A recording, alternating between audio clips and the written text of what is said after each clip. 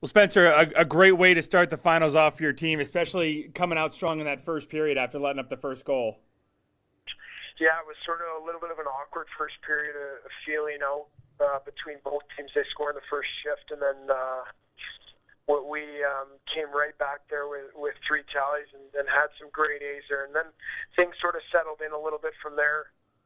And we got put back on our heels a little bit in the second half of the game, but get a big goal from Sean Dolan late in the hockey game, and then we're able to close them out there for the last 8 minutes.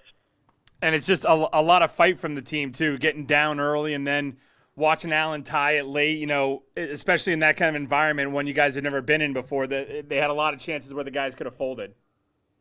Yeah, it was first off, tough building to play in. Like, you can tell, you can see why they've got a great home record. It's a nice building and a rambunctious crowd that was far from out of the game when it was 3-1. I think we let off the gas a little bit, which gave them some momentum, and now all of a sudden we're back on our heels for a good portion, probably close to 25 minutes the second period and then into the third period. But I think we'll be better prepared. We've never seen this team, so it's a little bit of an adjustment, seeing what they do.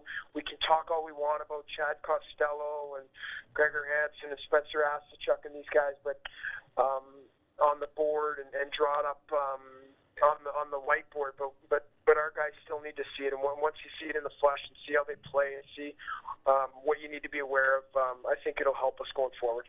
I was going to say, for you and for the coaches, how much more difficult is it to prepare for a team that you guys haven't seen at all except on tape this year? It's a little bit difficult, but you got to remember the coaches. We watch 2, 3, 4 of their games, so we get familiar, but our guys don't see it. So they, you tell them what Chad Costello is capable of, but a lot of times until you see it and see him operate the half wall on the power play, or see how he enters the zone and makes plays on his backhand, you can talk all you want, but until you actually go out there and see it for yourself and play against it, that's a whole different animal. So I think that'll help us going forward. And, of course, always winning the first game of a series really kind of hopefully sets the tone for what's coming up, too.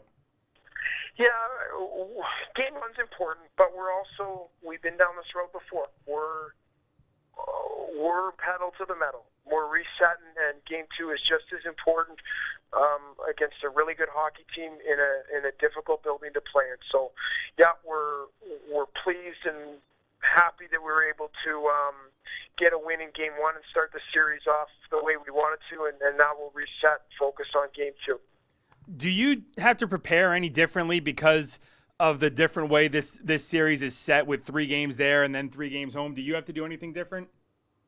No, nothing preparation difference. The only difference that you'll see, which is a little bit unique, is in game 3 when we're in their building, we get all the home ice advantage stuff. So we get last change. We get our centerman can put a stick down second in game 3 in their building, which will be a little bit awkward because whenever you're not at home, you always tend to change first, but that won't be the case in game 3. But nothing different preparation-wise. We're same mentality in the home, at home or on the road.